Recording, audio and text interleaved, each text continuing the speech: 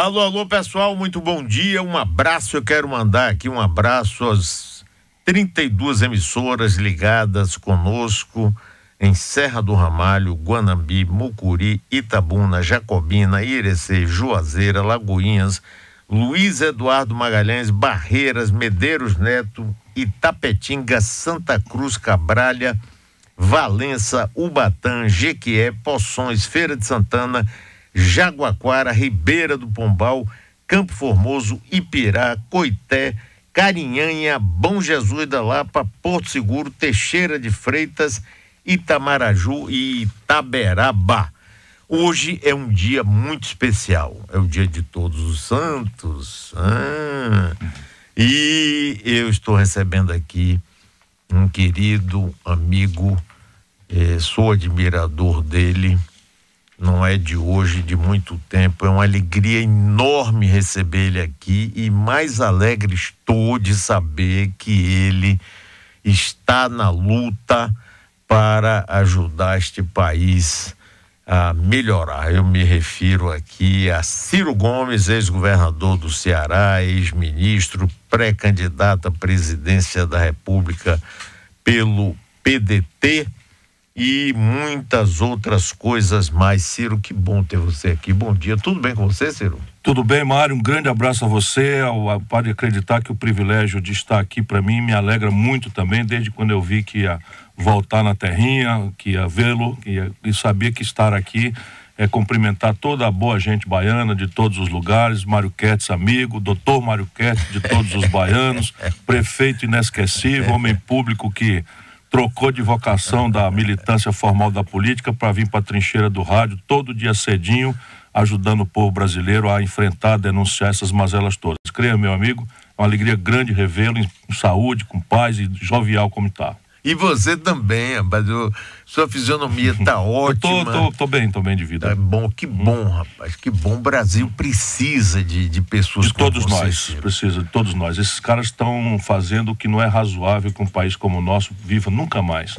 Não é brincadeira, no momento em que nós estamos conversando, 13.500.000 compatriotas nossos estão desempregados, pulando a catraca dos ônibus aí com o apoio do trocador para poder passar o dia se humilhando, batendo de porta em porta. Mais de 10 milhões de pessoas empurradas para a informalidade, correndo do rapa nas ruas das cidades brasileiras, desorganizando o comércio formal que paga imposto. Anteontem saiu a estatística dos últimos 12 meses, são 61.300 brasileiros, jovens, negros, pobres, caboclos dos bairros das cidades brasileiras foram assassinados nos últimos 12 meses, ante uma absoluta impotência do Estado brasileiro, que está praticamente assaltado por uma quadrilha. É problema grave o momento brasileiro. Nós já vivemos, você é bem mais moço do que eu, nós já vivemos outras crises, não é? Crises institucionais, golpe militar, com todas as mazelas e consequências. Mas eu não sei se você concorda, Ciro, eu acho que a crise que nós estamos vivendo hoje é a pior de todas, porque envolve tudo. É sem dúvida a pior de todas. Pode-se apurar isso pelo concurso de ângulos dessa crise, pode-se apurar isso pelos números. Nunca houve na história do Brasil 24 meses que derrubaram quase 10% a renda popular, em média. Como isso pesa muito mais sobre os pobres e a classe média, na medida em que a concentração de renda no Brasil protege os mais ricos, nós estamos falando aí de uma coisa sem precedente na história do capitalismo mundial. Só para você ter uma ideia, a Grande Depressão de 29 nos Estados Unidos, que era mencionada como a maior crise do capitalismo, derrubou em 24 meses a renda nos Estados Unidos em 4,5%. E foi um Deus nos acuda. No Brasil perdemos 9,2% a média. E aí você, em cima disso, você agrega uma crise moral, né, que na cabeça do nosso povo a gente tem que ajudar todo dia a ver se o povo acredita em si próprio, na democracia, mas não é fácil para a população votar numa candidata que ganhou por um tiquinho a mais de 50% e é caçada na esteira de um grande escândalo. Não estou dizendo que é justo ou não é justo. E o outro lado que perdeu por um tiquinho a menos da metade, enrolado no escândalo igualzinho. Então, na cabeça do povo, a sensação é de que é tudo igual, de que não há saída desse meio. E isso é uma tragédia para um país como o nosso. E aí você tem uma crise institucional. Também nunca vi na história brasileira juízes falando pelos cotovelos, Ministério Público justiçando pessoas ainda antes de se formar o devido processo legal. Enfim, é uma certa anarquia, né, o quadro de que nós estamos vivendo no país. Então, uma crise moral, né, uma crise ética, uma crise institucional, uma crise econômica e uma crise social, cujo lado mais doído, né, são esses números de desempregado e de violência no país. Né. Ainda hoje estava ouvindo aí a caminho daqui, faltando os remédios para os transplantados no país. Ou nós interrompemos esse itinerário de tragédia, ou nosso povo vai desacreditar no sistema. E isso é talvez a mais grave das consequências. Ciro, eu me lembro que na última entrevista que você esteve aqui pessoalmente, nós conversamos sobre reforma política. E você disse, aliás, eu tenho repetido isso para vários entrevistados, inclusive presidentes da República que eu conversei. Eu disse, olha, Ciro Gomes disse aqui uma vez o seguinte, que o Congresso só vai votar uma reforma política para valer se ela entrar em vigor 3 e 4 eleições na frente. Pois é, para poder ele não ter que cortar na própria carne, que não vai cortar, a gente Jamais, fica brincando nem aqui, disso, nem na né? Suécia. Pois é. O primeiro instinto do político é a sobrevivência. Então, evidentemente, o país tem que fazer, se o Fernando Henrique tivesse feito, já estava resolvido, né? Fernando Henrique foi presidente em 94. De 94 para cá são 23 anos. Então já estaria em vigor, e preferiu não fazer. Se o Lula tivesse feito, já estaríamos ou vivendo ou... E foram momentos políticos especiais que o país jogou fora. Então a ideia, no meu caso, é propor na primeira hora e negociar, né? Porque a população quer da reforma política basicamente 2 coisas que são diferentes das coisas que os políticos querem da mesma reforma política. A população quer alguma coisa que previna a roubalheira, essa relação promíscua de dinheiro com política. É preciso que a gente tenha muita seriedade para dizer à população de que nada substitui um cidadão, né, ativo.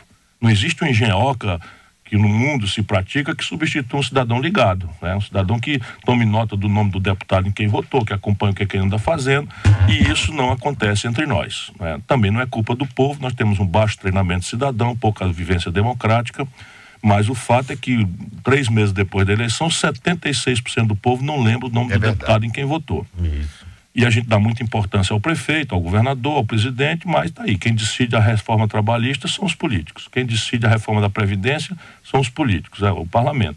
Então é preciso que a gente tome tenência, né, e ajude o povo a entender que é muito gravemente importante eleger um deputado, um senador, um vereador, enfim, que tenha compostura, que tenha compromisso com o povo de um dia seguinte da eleição. E acompanhar o que o camarada está votando. Se ele vota contra, é como se você contratasse um advogado para lhe defender. E aí, com o seu dinheiro que você paga para ele vai lá e defende outro cara. É mais ou menos mal comparando a relação que um representante deve ter com o representado. Se o advogado começa a trair, tem que tirar. Então é preciso tirar os políticos que estão traindo o voto popular. Porém, como eles têm o monopólio do desenho, né, das instituições, das leis, é preciso ter paciência, porque o primeiro instinto, como eu disse, do político é a sobrevivência. Então não custa nada a gente botar aí para uma coisa ideal, não é, que faça o que precisa ser feito, e bote para entrar em vigor daqui 2, 3, 4 eleições, que é o cara pensa, daqui 3 eleições eu já não estou mais aqui, já não estou mais preocupado, posso pensar no país. E não custa nada, porque a história de uma nação não se constrói por saltos, se constrói por uma consolidação de passo por passo, na proporção do que a força política permite. Ciro Gomes conversando aqui conosco no estúdio, ao vivo. Ciro, o que me preocupa também é essa, digamos, anarquia generalizada. Você tem de um lado o Lava Jato, você tem o Supremo, você tem a Procuradoria, você tem o Congresso, você tem ministros presos, você tem um presidente da República ameaçado e enfraquecido. Eu fico, às vezes, pode ser que seja um sobressalto meu, com medo do que vai acontecer. Por exemplo, quando eu vejo Jair Bolsonaro e João Dória, que para mim ali, um pelo outro, eu não quero troco. Eu não quero troco. Eu já entrevistei João Dória, inclusive, algumas vezes, e disse: vem cá, você não se acha, não está querendo bancar o Jânio Quadros, não? Não é? Aquela coisa meteórica que vem com merchandising, marketing famoso, acelera São Paulo. Eu tenho medo danado disso. Imagina o nosso povo, né? Você com a sua politização, com a sua experiência, com a sua serenidade, olha e teme. Eu também temo. E eu transformo o meu temor num exercício de militância, porque senão é de fato uma coisa esmagadora, o que hoje pesa especialmente sobre o jovem brasileiro que está escabriado, está desorientado, procurando alternativas que pareçam negar a política tradicional, que é muito careta, que está muito contaminada. E isso a gente tem que mostrar para o povo com exemplo, não com conversa fiada, de que não existe esse negócio de político não ser político. Esse é o pior salafrário que existe. É o político que pega uma pesquisa e diz que o povo não gosta de política, então ele, sendo político, se apresenta de não político. Então é uma mentira original, uma mentira de nascença, o cara que mente em qualquer outra coisa. E essas soluções toscas, o Bolsonaro nem é uma má pessoa. Assim, na minha opinião, eu fui colega dele, deputado, e ele é um personagem. Ele viveu a vida inteira, foram 26 anos de deputado, defendendo a agenda dos militares retirados. Basicamente, o quinquênio da viúva, aquelas coisas e tal, e ali os militares aposentados no Rio de Janeiro, tem uma concentração muito grande, davam um voto a ele com essa coisa de comissão da verdade, essas coisas aí. Então, a certa, aspas, revanche, né, da esquerda contra o regime, ele subiu um tom e passou a defender a memória do regime militar. A partir daí, é um personagem completamente. E a população o encara como uma espécie de negação. Então procura-se ali uma decência, e não há dúvida de que ele não está enrolado em nenhum escândalo grande, até porque nunca administrou um pé de bodega, para a gente saber, né, se ele tendo a oportunidade se manteria decente.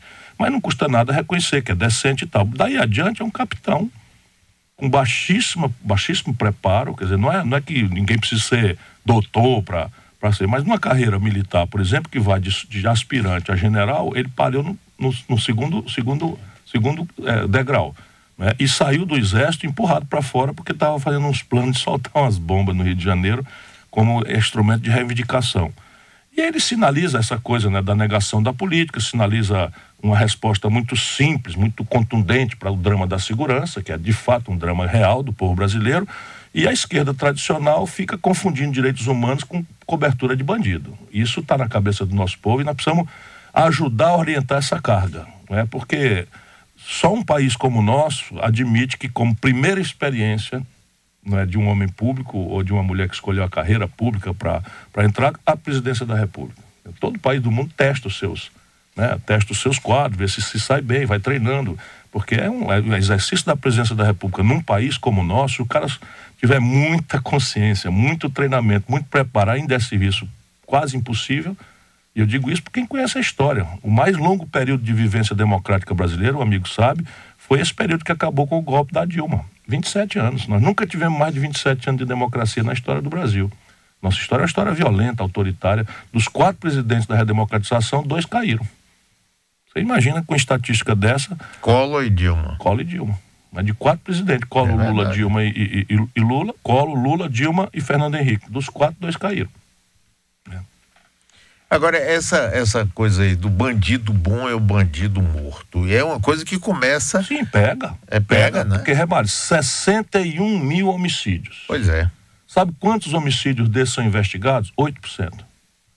E aí que a gente precisa ver, tentar que a população entenda que a sua justa queixa, a sua justa reclamação por segurança, um combate mais duro, mais eficaz à violência, é uma justa reivindicação do povo. Mas isso não se faz com frase feita. Repare bem, esses jovens, 61.300 jovens negros pobres da periferia, isso já é a pena de morte, Mário. É verdade. Isso já é a pena de morte. O Brasil tem a pior pena de morte do mundo, que é o justiçamento sem culpa, sem julgamento, sem defesa, e morrem inocentes aí, meninos recrutados pelo tráfico, pelo crime organizado, disputando enquanto o baronato da droga mora na praia. Mora nos bairros nobres, etc, etc. E essa mortandade é nos bairros pobres por disputa de território. Isto dito, vamos lá, se eu tenho 61 homicídios e só 8 de cada 100 são investigados, é a intensidade da pena ou a certeza da pena que produz o efeito, né, dissuasório? Evidentemente que é a certeza da pena. Né? Se você tivesse a garantia de 10 anos de cadeia para cada homicídio desse, garantido, matou, vai passar 10 aninhos. É muito pouco, mas garanta que passa 10. Para você ver se o crime não acaba ou não diminui para os padrões razoáveis que os outros países do mundo experimentam. Isso é o que nós temos que fazer. Agora, o que está acontecendo no Brasil? A União Federal não entendeu nada do que está acontecendo, né? o perfil do crime na esteira do bilhão de reais da droga mudou completamente. Hoje, o sistema tradicional funciona. Olha o que eu estou dizendo aqui, o povo, os seus ouvintes, um pouco. Como é, doutor? Como é que funciona? Funciona assim, ó. O Brasil está com quase 700 mil pessoas condenadas na cadeia. Isso, proporcionalmente, é a maior população carcerária do mundo. Em termos absolutos, só os americanos têm mais do que nós. E eles têm 300 milhões de habitantes. Então, nós estamos com 200 milhões de habitantes, estamos com 700 mil brasileiros presos. Ou seja, o sistema tradicional, polícia prende, Ministério Público denuncia, Justiça condena, sistema prisional segrega, de alguma forma funcionou. Mas aí o que aconteceu? Explodiu a população carcerária e essas facções organizadas que começaram em São Paulo, não vamos repetir o nome deles aqui para não glamorizar, começa a se espalhar pelo Brasil inteiro. E o menino preso com 20 gramas de crack, a polícia precisa produzir estatística, um terço desses presos são garotos, que foram presos com pequenas quantidades, que em vários lugares do mundo nem sequer mais crime é. Mas vamos lá, cumprindo a lei, a polícia prende e leva o menino para o sistema condena e o menino entra na cadeia. No que ele entra na cadeia, vem um creu morre, um caba com ferro quente para dizer, olha, você vai se filiar nessa facção, tá morto. E o menino, para se proteger, claro, entra. E aí, resultado, de dentro da cadeia no Brasil, é o comando. Então, todo esse transtorno do Rio de Janeiro são apenados. O tal de NEM, que é meu conterrâneo lá do Ceará, está comandando o crime na Rocinha de dentro do presídio de segurança máxima em Rondônia. Você vê o deboche que as autoridades brasileiras estão merecendo. O NEM está comandando o crime no Rio de Janeiro a partir de um presídio de segurança máxima em Rondônia. Aí você tem a confusão na Maré, é o tal, enfim, não vamos dizer o nome, é a facção de São Paulo entrando no Rio de Janeiro brigando. E aí tá lá a Maré, o Alemão, na bala. E esses... E no Nordeste aqui, que é na Amazônia também? Em Fortaleza, outro dia, os camaradas de dentro da cadeia reclamaram que o governador tinha mandado tirar as torres de celular de dentro, porque não há meio de você não conseguir segurar a entrada de celular. O governador teve a ideia de, conversando com as populações e com as empresas, tirar as torres de celular. Os cabas decretaram o estado de sítio em Fortaleza. Tocaram fogo em 9 ônibus numa noite. Saíram na frente de delegacia, atirando em delegacia. Rapaz, é um negócio assim que... não mudou a legislação em nada. Tudo isso é novidade. A legislação brasileira não muda. O investimento em segurança pública está caindo no Brasil. Agora fizeram um acordo no Rio de Janeiro para resolver o problema da dívida, que estão funcionando atrasado. Uma das cláusulas, Mário Quedes, é inacreditável. Uma das cláusulas é que o Rio de Janeiro está proibido de fazer concurso pelos próximos 8 anos. Ou seja, todos os policiais que se aposentam, que se reformam, que saem, vão embora. Acabou. E na situação que está, o Rio vai diminuir o aparelho de segurança por conta destes loucos que estão comandando a vida brasileira em Brasília a partir de um golpe de Estado. Ciro, dentro dessa situação, você se coloca como pré-candidato. Eu conheço você há muito tempo, eu sei que você foi um excelente executivo, tem ótimas ideias e conhece o Brasil profundamente. E é um homem muito inteligente, que tem uma visão, portanto, eu acho que é uma coisa muito boa essa sua disposição de entrar nessa luta. Eu vi uma declaração sua, não sei se é verdadeira ou não, que se Lava Jato chegasse à sua casa, você recebia bala. É verdade? Não, comigo sempre há uma certa fraude, porque a ideia é tentar, dado que não podem dizer que eu sou ladrão, porque faz 38 anos que eu estou na luta, já governei, já fui ministro da Fazenda, já fui prefeito de uma capital e tal, e nunca respondi por um mal feito, porque nada mais é do que a minha obrigação, mas eu tenho a ficha limpa. Então o negócio é aproveitar que eu sou muito indignado e tentar me transformar em um temperamental, num cara que pavio curto, etc, etc, etc. Eu já caí nessa armadilha muitas vezes, mas agora eu vou fazer 60 anos, você está vendo meus cabelos tão branquinhos que ficaram, os outros já foram embora, tomei calvo, tenho um netinho de 5 anos, então a vida vai mudando um pouco de perspectiva, você vai ficando mais sereno, sem perder a indignação, que eu não quero não quero fazer uma transfusão de sangue de barata, nem vou vender a alma para ser presidente do Brasil, que é meu grande sonho, me preparei a vida inteira para isso. Lá, com 36 anos, renunciei às pensões que a legislação imoral do Brasil me dava um direito, né? Ex-deputado, ex-governador, ex-prefeito muito precoce. Com 36 anos eu teria direito a receber hoje R$82 mil do povo cearense, pobre como é. E evidentemente eu estou contando isso aqui para dizer, enfim, que eu me preparo a vida inteira, me preservei limpo, me preservei, estudo os problemas do Brasil, conheço a inteligência do país, conheço suas lideranças Enfim, tenho muita vontade de ajudar o Brasil a achar o seu caminho, de unir a sociedade brasileira e virar uma página histórica má que nós estamos passando. Bom, isto dito, o que é que fazem com as minhas declarações? Eu disse, basicamente, quando o Moro mandou buscar um jornalista, um blogueiro humilde, mandou buscar preso para constranger o blogueiro a revelar a fonte lá de uma verdade que o blogueiro falou. E eu me lembro disso. O Nassif me perguntou o que eu achava. Eu disse, olha, eu sou professor de direito. Qualquer do povo tem direito, uma vez vítima de uma arbitrariedade, de se defender na proporção do que for feito. Por exemplo, qualquer do povo, se eu sou inocente, olha, se eu sou inocente e alguém manda me prender, eu não falei Moro nem ninguém, alguém manda me prender, eu tenho direito de receber a bala. Eu nunca usei um revólver na vida, não sei nem como atirar, não quero, não gosto disso, nunca usei nem sequer segurança, porque é meu jeito, eu não gosto de aparato, nunca gostei, nunca fui morar no palácio, fiquei morando na casa alugada que eu morava, porque eu não queria que meus filhos crescessem num ambiente artificial, e o povo do Ceará sempre me protegeu, nunca passei um dissabor, vou pro cinema, vou pros restaurantes, tomo uma moderadamente por aí, zero problema. Enfim, mas aí eu quero falar isso, o Ciro diz que recebe Moro a bala, isso é papo furado completo. Agora, isso é um truísmo, é uma bobagem, que qualquer profissional de direito sabe. Que o primeiro direito é a liberdade. E no caso do jornalismo, eu perguntei para o jornalista depois que escandalizaram comigo, que tal se fosse o William Bonner? Se o Moro tivesse mandado buscar o William Bonner para revelar a fonte, violentando a letra explícita da Constituição, que diz que a liberdade de expressão é uma inerência do primado democrático, preservado ao jornalista o sigilo da fonte. Está escrito assim mesmo na Constituição. Então, se o Moro mandasse buscar o Bonner, mesma coisa que ele fez com o outro, como é que a Globo e esses jornalões iam reagir? Só que a fonte do Bonner é ele, Moro. É isso aí. Ciro Gomes aqui conversando conosco, pré-candidato à presidência da República pelo PDT. Ciro, o que é que aconteceu com o PT? Você que viveu essa transição, essa eleição. São duas coisas. Uma é uma ronda que qualquer de nós está submetido. Quer dizer, o poder corrompe. Essa frase é do Montesquieu, lá quando ele desenhou no Espírito das Leis a ideia de um poder controlando o outro, o poder judiciário, o judiciário, o executivo, o legislativo, reciprocamente se controlando. Então dizia o Montesquieu que o poder corrompe e o poder total corrompe totalmente. Então parte disso é uma longevidade no poder e alguns se corromperam. Ainda hoje estava vendo esse Vacareza, que eu acho que até já foi expulso ou saiu do PT, era líder do PT quando eu era deputado. E dava para ver o mau cheiro ali. Quer dizer, é um bandido como qualquer outro.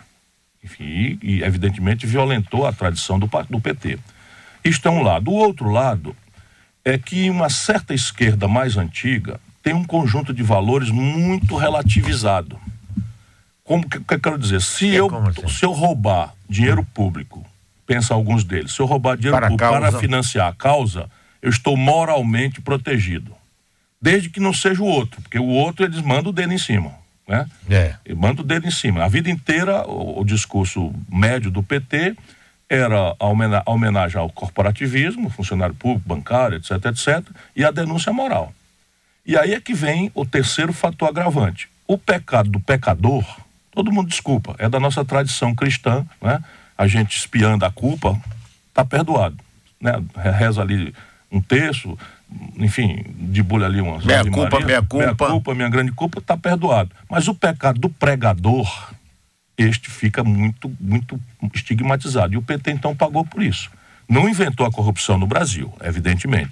Mas é inacreditável como eles replicaram exatamente a mesma prática do PSDB. Inclusive, caricatamente, com alguns dos mesmos autores. Esse escândalo, por exemplo, do Mensalão, Marcos Valério, Daniel Dantas, não sei o que e tal, era como se fazia pelo PSDB, com as mesmas pessoas.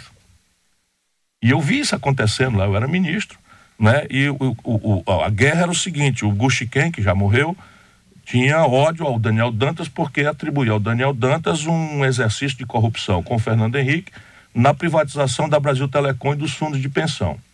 E como era a privatização do Fernando Henrique? Ele pegava o dinheiro público e financiava a coisa e entregava ao empreendedor privado, tipo Daniel Dantas, por um real, o controle. Então tinha um pouquinho de dinheiro, a montante de dinheiro público dos fundos de pensão, e o minoritário capitalista minoritário brasileiro, tinha por um acordo de acionista o controle da empresa. E aí, com isso, o Daniel Dantas financiava os políticos do PSDB, jatinho para cá, essas coisas, né, que tem. Quando acontece o governo Lula, o Gusquem vai para o fígado do Daniel Dantas. E o Daniel Dantas, muito esperto, muito hábil, começa a tentar perfurar a cidadela petista. Vai no Palocci, e o Palocci começa a patrociná-lo, vai no Zé Disseu, e o Zé Disseu começa a patrociná-lo. E como um corruptor, né, profissional, o que é que eu posso fazer pelo amigo, né?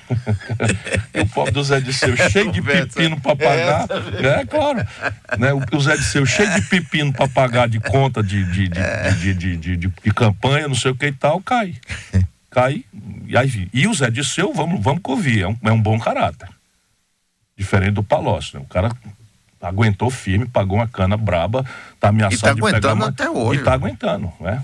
Agora me diga uma coisa, e Lula? O que é que você acha de Lula nessa história? O Lula, sabia, pessoalmente, não está interessado em dinheiro. E eu conheço essa psicologia também. O cara chega nesse nível, o cara não pisa nem no chão. Aliás, o Lula até errou, ele tomou gosto das facilidades da vida burguesa.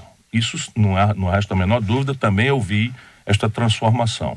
Gosta de uma boa bebida, gosta de um pijama, um roupão de fio egípcio, não sei das quantas, tomou gosto disso e tal, mas assim, acredite, povo brasileiro, por mais raiva que você possa ter, e eu tenho muita raiva dos cometimentos políticos do Lula, por isso eu não o perdoo na parte da política. Sim. Mas o presidente do Brasil, né, o presidente desta república, se for corrupto, o sintoma não é um apartamento fuleiragem numa praia cafona de Guarujá. Nem no lugar onde ele mora. Ali eu conheço aquilo definitivamente. Ali. Não é um sintoma.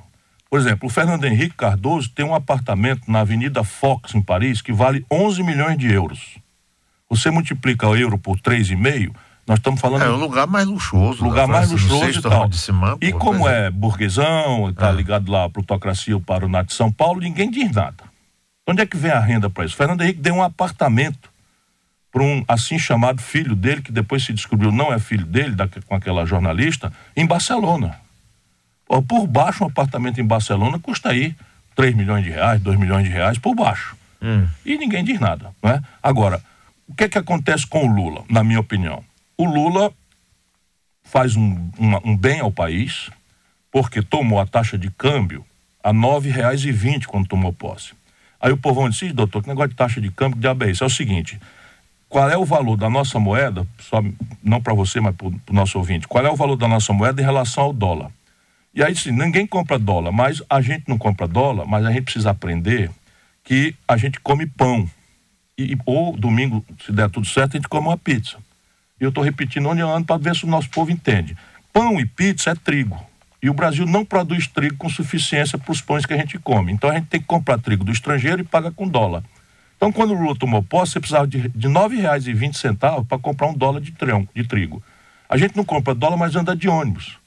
Hoje o Brasil estupidamente exporta petróleo bruto barato e importa derivado de petróleo refinado em dólar. Só para você ter uma ideia, 60% do óleo diesel queimado nos ônibus de Salvador vem do estrangeiro. Então a gente não compra dólar, mas anda de ônibus. O preço da passagem de ônibus é diesel. E o diesel está sendo importado com dólar. Então se eu precisar de R$ 9,20 para comprar um dólar de passagem. A gente não compra dólar, mas toma remédio. 80% dos remédios da farmácia que a gente toma são importados do estrangeiro. Eu precisava de R$ 9,20 para comprar um dólar de Tilenol. Quando ele entrega o governo para Dilma, ele estava precisando de R$ 1,75. Então a renda média do povo, a capacidade de consumir do povo aumentou muito por conta dessa mudança na taxa de câmbio. E por que a Dilma se desmoraliza? Porque as condições mudaram e ela pegou o dólar a 1,75, volta a falar, pão, passagem de ônibus, remédio, celular, tudo isso é dólar, toda a nossa vida. Sim. E a Dilma entregou com 4. E o povão se sentiu enganado, ou seja, perdeu parte importante da conquista de renda. Depois o Lula melhorou o salário mínimo, que era o equivalente a $76 poder de compra, ele entregou com 320. Com a Dilma, caiu para menos de 200, o equivalente a poder de compra. O Lula inventou essa rede de proteção social que não existe nada no mundo igual, em que você praticamente aboliu a fome, agora está voltando, né? Aboliu a fome do lar, especialmente nós nordestinos sabemos a relevância disso.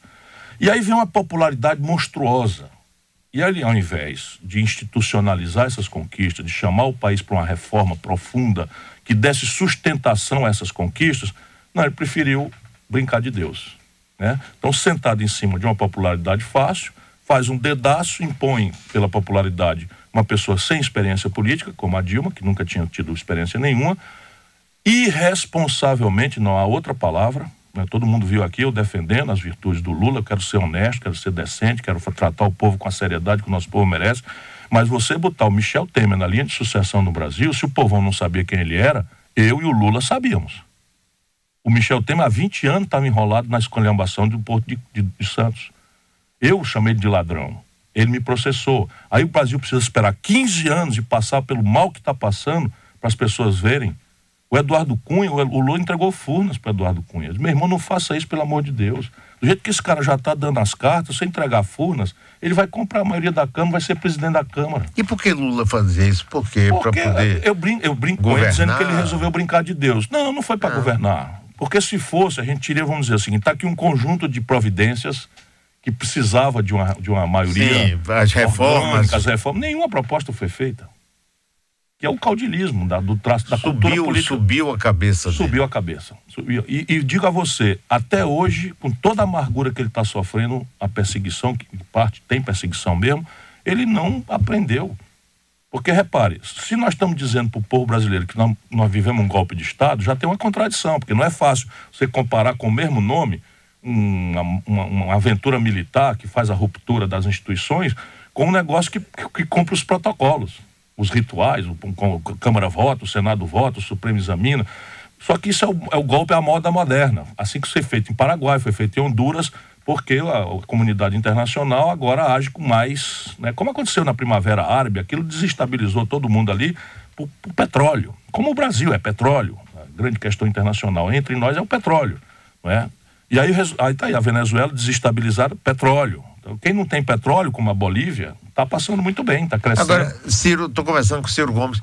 Por que hoje você sente esse ódio contra Lula?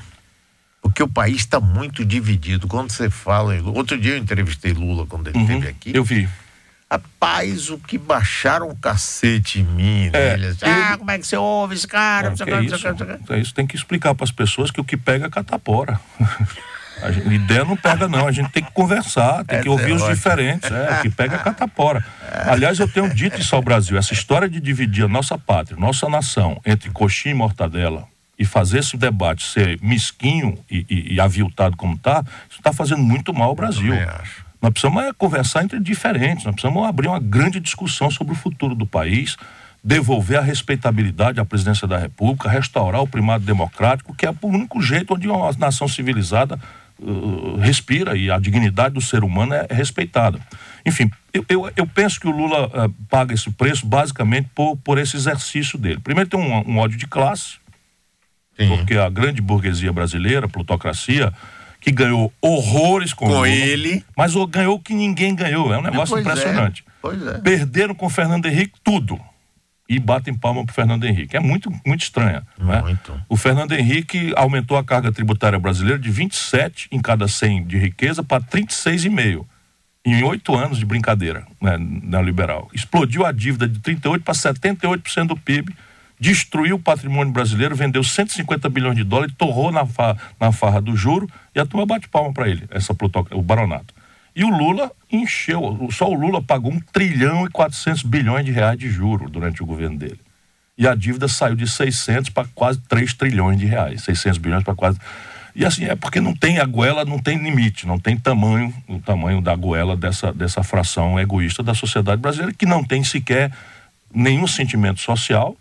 Mário, eu estou estudando essas coisas e tal, e para propor uma mudança, 6 brasileiros, meia dúzia, 1, 2, 3, 4, 5, 6, tem renda, fortuna, equivalente à soma de 100 milhões de brasileiros. 6 brasileiros? 6 brasileiros têm uma fortuna. Todo mundo, quando eu falo isso, olha assim, será possível? Pois é, vá no Google, que está lá. 6 brasileiros têm fortuna equivalente ao que 100 milhões de brasileiros juntos têm, os mais pobres, têm de renda. E não pagam imposto.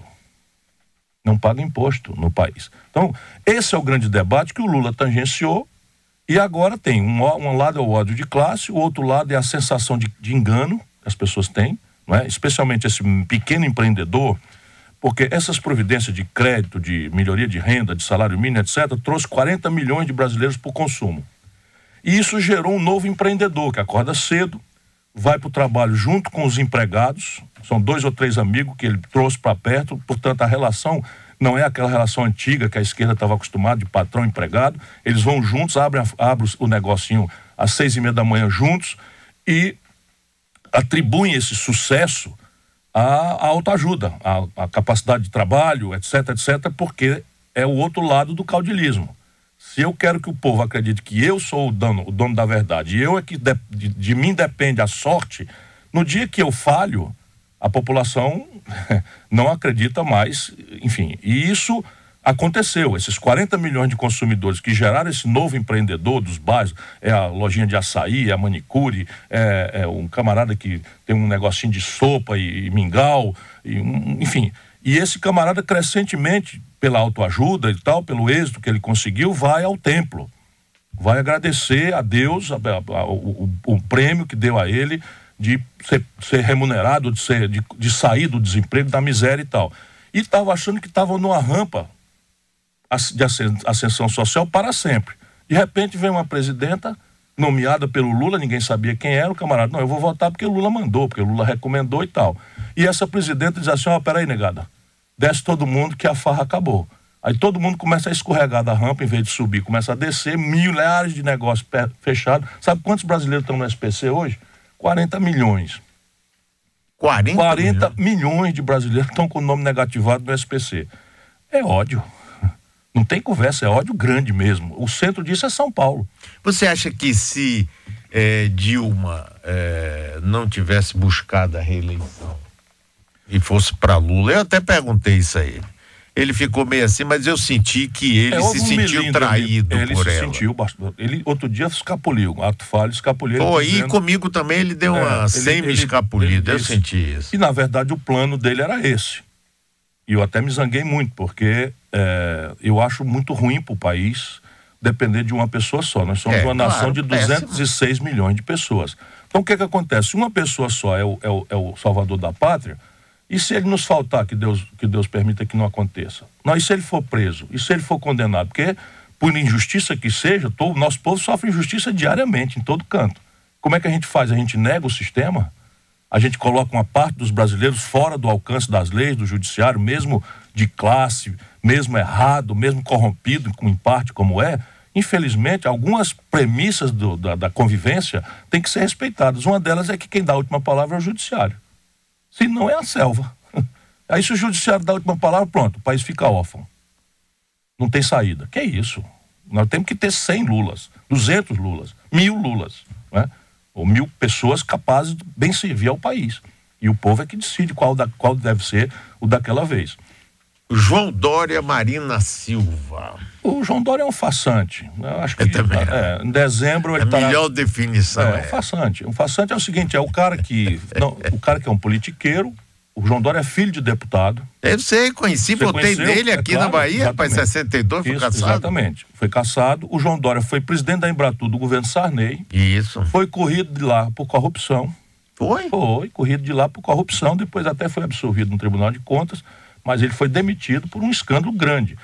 Mas teve mais de um escândalo que não foi só de corrupção, é que ele, pelas tantas, o Nordeste viveu na seca dessa que nós estamos passando aí de 5 anos, ele fez um disparate, uma proposta de criar um vetor de turismo para o povo do Rio de Janeiro, de São Paulo, conhecer os flagelados da seca, como é que a seca acontecia. Foi um escândalo. Eu já era candidato a prefeito de Fortaleza nessa data.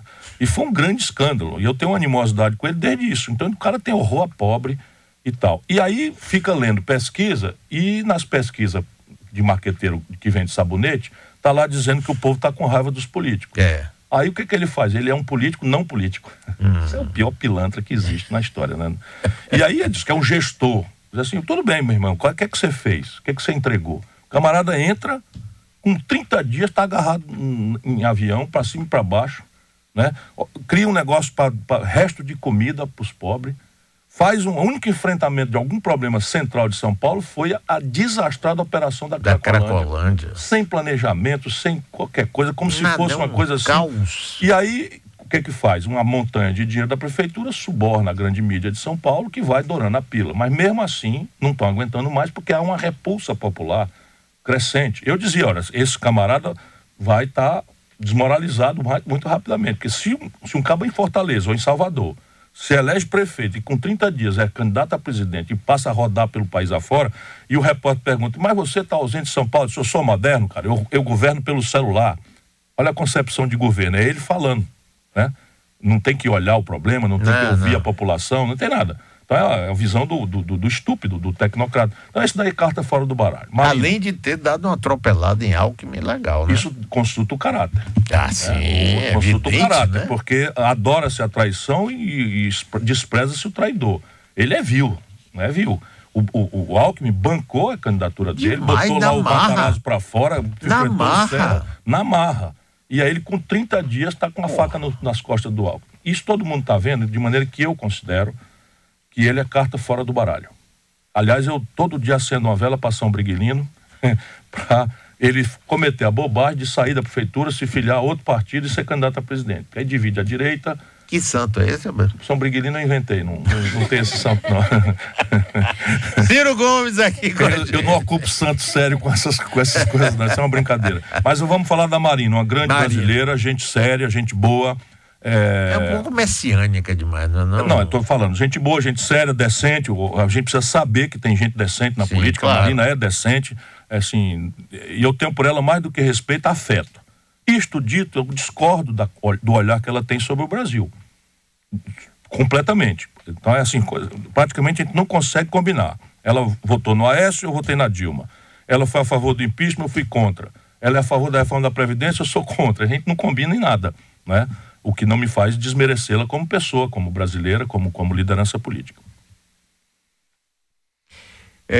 E Michel Temer, você acha que ele chega até o fim do governo? Chega porque é o mal menor na psicologia do estamento político brasileiro e da maioria da população.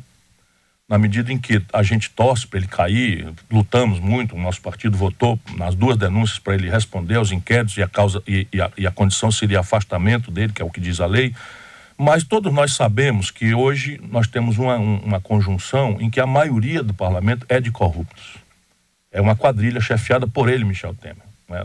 São 2 quadrilhas que agem conexas, a do Senado, do PMDB do Senado, e a do PMDB da Câmara. E o chefe dessa quadrilha, o elemento de ligação, é o Michel Temer. Isso a vida inteira, todo mundo sabe disso, o Lula sabia disso quando botou esse cidadão na linha de sucessão do Brasil, e isso eu vou denunciar, pouco me importa a consequência.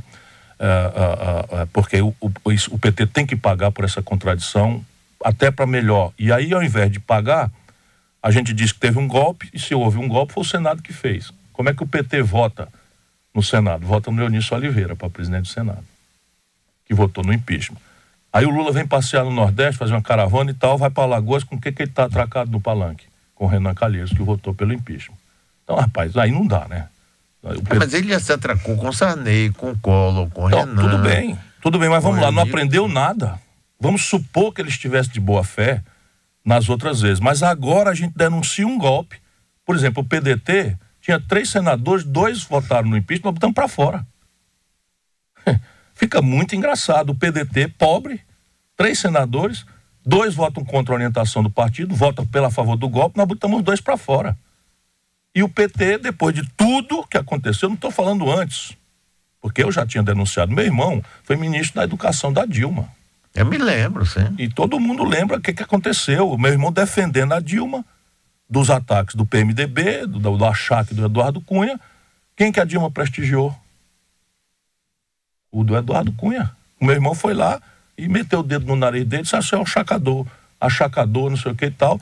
E a Dilma ficou com o Eduardo Cunha. E o Cid se demitiu. Ou seja, a gente paga o preço de uma linha de coerência e o PT vai continuar confraternizando com isso? Não dá. Então, quem está cobrando isso aqui é um velho amigo. Não é nenhum adversário, não. Eu era em 89, o Lula era um projeto mirabolante, eu era prefeito de Fortaleza, votei nele. Eu me lembro, no segundo turno. Eu me lembro. 94, ele loucamente desorientado por esses malucos, ficou contra o Plano Real. E eu ligava para eles: não faça isso, isso é uma coisa séria. Não é o que você está pensando, não é cruzado, não, é uma coisa séria, veio para ficar.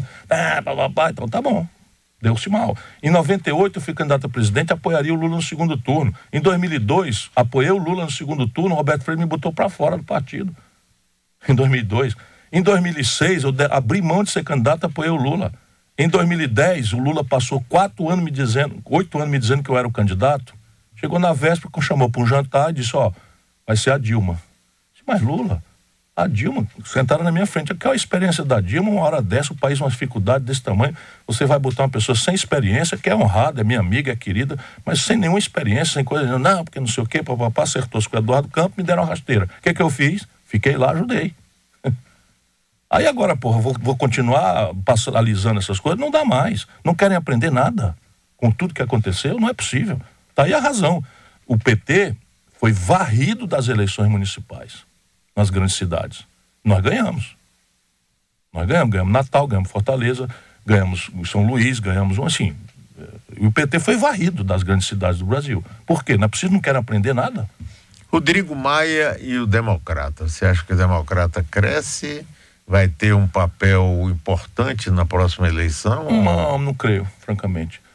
O mundo político, e aí o jornalismo brasileiro do Sul, do Sudeste, é muito sensível a isso, produz determinadas versões que acabam tomando áreas de verdade, e na verdade são cometas, né? Então o que aconteceu? Por uma fatalidade, o homem é genro do genro do genro, vocês sabem? Né? Genro do genro do genro. O que é? O Amaral Peixoto era genro do Getúlio, o Moreira Franco é genro do Amaral Peixoto e o Rodrigo é genro do Moreira Franco. Então é genro do genro do genro do genro. Então ele, por essa injunção, ele vira presidente da Câmara, né? E aí o PFL, que é o DEM, que estava praticamente mal, definhando e tal, para o meio político começa a tomar relevância. Mas eles estão fazendo um jogo de recrutar um novo Dória, né? O Dória não deu por serviço, revelou-se de fato o farsante que sempre foi, revelou-se muito precocemente. Eles agora querem chamar o Luciano Huck, esse garoto simpaticíssimo, apresentador, claro, da Globo e tal, e querem chamar o Luciano Huck. É o que se diz, e parece que o Luciano está interessado. Então vamos ver. As coisas quando não. Você acha que a eleição de presidencial de 2018 vai guardar semelhança com a de 89, onde nós tivemos vários candidatos? Muita semelhança. Evidentemente que há aqui uma diferença que não é irrelevante, que aquela eleição foi escoteira, foi uma eleição solitária, só para presidente da República. Não tinha... E dessa vez vai ser casada com eleições gerais de governador, dois senadores por estado e deputados federais e estaduais. Mas mesmo assim será uma eleição muito semelhante à de 89, em que basicamente as estruturas maiores partem muito desmoralizadas. Eu estou sempre supondo que o Lula não é candidato, né? Menos porque será condenado, eu torço muito que ele não seja, torço muito de que ele é absolvido e de uma posição generosa que o povo corretamente lhe dá nas pesquisas, ele compreenda qual é a tarefa em nome do Brasil e convoque uma grande discussão para unificar o país. Então aquele que é o cara mais odiado, ele tem um lugar na história se ele perceber que a presença dele no processo eleitoral destrói o tecido político e comunitário brasileiro. Porque ele, na hora que entra, ninguém vai ter um minuto para discutir saúde, educação, segurança, vai todo mundo ódio e paixão com o Lula e uma coisa odienta, violenta. Você está vendo aí, ele anda e as pessoas vão para frente do ônibus dele, o que é uma coisa muito ruim, muito censurável, mas é assim que a vida ficou no Brasil em função dos erros que ele cometeu, né? Dos erros políticos. Então eu sonho, pode ser um sonho completamente inocente, mas estou dizendo isso em público. Eu sonho que ele seja absolvido e que, absolvido e numa posição muito generosa nas pesquisas, diga: olha, eu, se quiser ser candidato, sou favorito. Mas eu compreendo que o Brasil precisa de paz e eu vou então convocar uma grande discussão entre todos os partidos que têm compromisso nacional, que têm compromisso popular, para a gente montar um programa de unidade do país, um programa, e vamos achar uma dinâmica aí para escolher o melhor intérprete disso, fazer uma aliança e tal. Ele faria história se ele tivesse essa iniciativa. Se não, acredito ainda assim que ele sabe que, saindo com 83% de aprovação da presidência da República, elegendo sua sucessora e reelegendo uma pessoa sem votos, sem experiência, sem ainda que honrada e decente como a Dilma, e hoje tem 35%, sendo 100% conhecido, o resto rejeição, é uma eleição muito perigosa para ele. Ou seja, ele só tem a perder. Na melhor hipótese, ele ganha com o país rachado e essa crise odienta se projeta para o futuro contra ele. Você acha que nós poderemos ter até quantos candidatos? Candidatos que eu digo significativos. Significativos, 6. Aqueles que aparecem PRB. Significativos, 6 candidatos. 6 candidatos. 6, um do PT. Haverá um candidato do PT. Eu PSDB. estimo que será o Jacques Wagner, que é uma pessoa muito hábil, muito respeitável, que tem a percepção da necessidade desse diálogo, que percebe a necessidade do PT alargar sua interlocução e é o grande vitorioso. Né? Ganhou a eleição aqui na Bahia, ganhou a reeleição, conseguiu eleger o sucessor, que faz um bom trabalho. Enfim, ele então é um candidato respeitabilíssimo e permite que o diálogo se estabeleça ao redor de questões reais do povo. Aí você tem, assim que acabar a confusão, o PSDB comete todos os erros de atacado e de varejo, pode ficar fora do segundo turno, mas eu acredito que evoluirá, se tiver um mínimo de juízo, para escolher o Alckmin. E o Alckmin sai de São Paulo, que é 28% do eleitorado, sozinho, e passa imediatamente a representar, vamos dizer, a direita votável, a direita respeitável, que o Bolsonaro tem muita dificuldade de interpretar pelo jeitão atabalhoado. Aí vem Bolsonaro e começarão a se canibalizar um ao outro. A Marina, 4, eu, né, 5. Não estou vendo o 6º, né, mas tem aí. Democrata sairia alguém? PMDB? Talvez o Luciano Huck. Talvez o Luciano Huck pelo Democratas. E PMDB? Não terá candidato, na minha opinião. Deve apoiar o Alckmin. E na sua candidatura, você com o PDT, você pretende buscar apoio de outros partidos? Sim, como é que é? Sim, nesse instante é como mal comparando os treinos livres da Fórmula 1, né? Tá todo mundo alinhando o carro para buscar uma posição boa no grid de largada. Então não tem aliança provável hoje, mas eu sonho muito em representar para sustentar um projeto de centro à esquerda que reúne os interesses práticos do mundo da produção e com o mundo do trabalho. E o espectro partidário, eu sonho muito assim em organizar toda a esquerda democrática não petista, a saber, PSB e PCdoB especificamente. E o PPS? O PPS está num alinhamento muito instantâneo com o PSDB, a partir da posição do Roberto Freire, que saiu de São Paulo. Saiu do Pernambuco e foi para São Paulo. Ele hoje é mais ligado à Serra, né? Totalmente ligado ao Serra. Agora me diga uma coisa, estou conversando aqui com Ciro Gomes, pré-candidato a presidente da República pelo PDT no próximo ano. Ciro, você acha que haverá modificações, por exemplo, nos programas eleitorais, no custo da campanha? Porque a gente entrou aqui numa loucura, rapaz. Virou uma loucura, mas infelizmente, Mário, eu não estou vendo os políticos aprenderem a lição, não. Não estou vendo os políticos aprenderem a lição, não. Eu desconfio, tenho muito constrangimento em afirmar isso, que essas eleições serão o maior caixa 2 da história do Brasil. Por quê? Porque nós temos algumas imprudências desse despotismo esclarecido e dessa militância. Poderá entrar nisso aí? Veja bem, o que aconteceu? Não foi o parlamento, por omissão, que discutiu o assunto, e nós temos esse protagonismo judiciário usurpando funcionalidades estratégicas do legislativo. Então, em cima de um escândalo e de um moralismo, não é, pouco refletido, pouco reflexivo, eles proíbem o financiamento empresarial de campanhas e determinam o financiamento individual. Tiram do financiamento individual qualquer limite para o candidato rico. Ele pode gastar quanto quiser, por exemplo, o Dória tem 200 milhões, pode gastar 200 milhões se quiser, o que já estabelece uma desigualdade absoluta para uma classe média, né, bem vivido como eu, vida boa como eu, mas, né, ali recebendo e pagando as contas e tal, e um mêsinho a gente entra no cheque especial, isso sou um privilegiado, não estou me queixando não, mas você imaginar uma campanha de presidente da República num país como o nosso, que pode custar só em programa de TV, avião, né, assessoria, material gráfico, pode custar 80, 100 milhões de reais.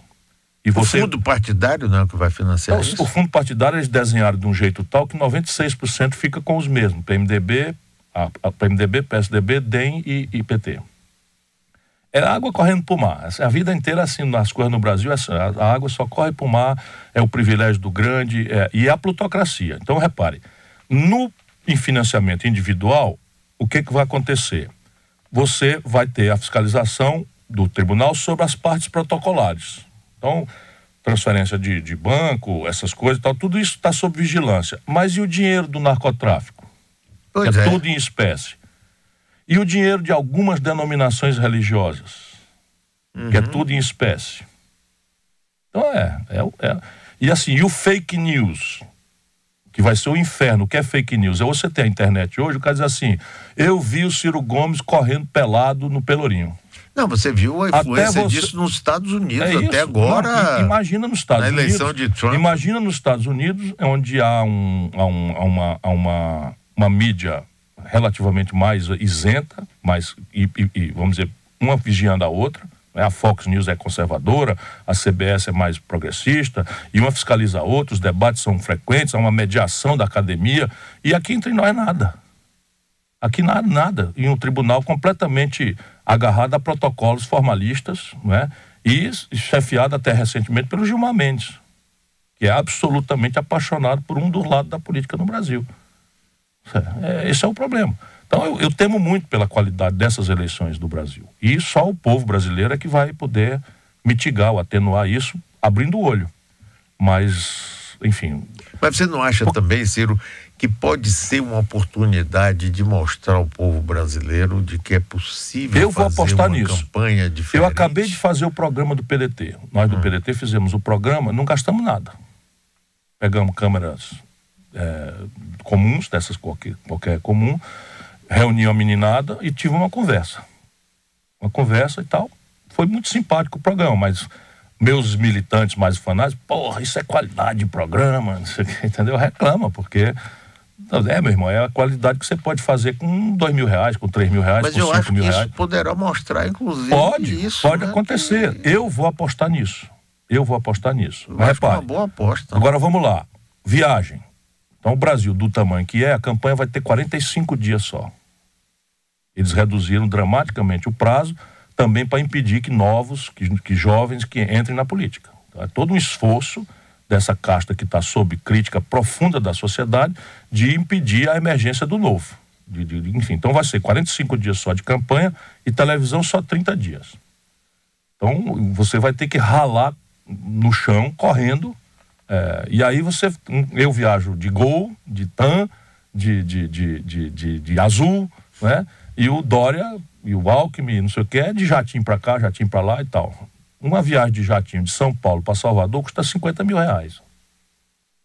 Aí lá em Sobral, o pessoal meu matuto, eu não gosto disso não, que é muito vulgar, mas em Sobral o pessoal diz que quem não rouba nem herda, Henrique é merda. É isso mesmo. Aqui na Bahia se diz a mesma coisa. Agora, Ciro, você leva a vantagem de ser uma pessoa conhecida bastante no Brasil. A eleição tá para mim. A eleição tá para mim. Pois As grandes tendências, evidentemente que eu não estou dizendo isso por nenhuma falta de humildade.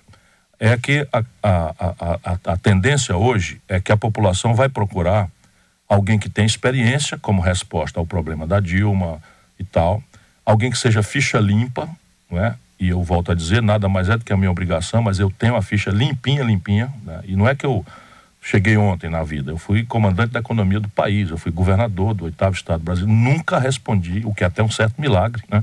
Nunca, dada a irresponsabilidade com que garotos do Ministério Público levianamente afrontam prefeitos, enfim, por aí afora, se metendo sem nenhuma atribuição nisso, eu passo incólume, nunca fui processado, nem sequer para ser absolvido. Volto a dizer, nada mais é do que a minha obrigação, mas aqui está o meu currículo para o povo brasileiro. E mais do que isso, eu tenho estudado profundamente a questão nacional. Eu sei que você conhece e vou propor uma saída para o nosso país que todo mundo vai poder entender. Então eu estou muito animado, acho que se o Lula não é candidato, a estrada para mim está muito... E eu espero que você volte aqui com muito prazer. Você sempre dá alegria para mim, viu? Obrigado, Mário. Você é um queridíssimo, não só da Bahia, mas de todos nós. E sou seu admirador, vou dizer a você com toda tranquilidade. Eu sou seu admirador, acho que você é um grande quadro político e certamente seria um grande presidente da República. Eu sou de boa fé, tenho muita vontade de servir esse país.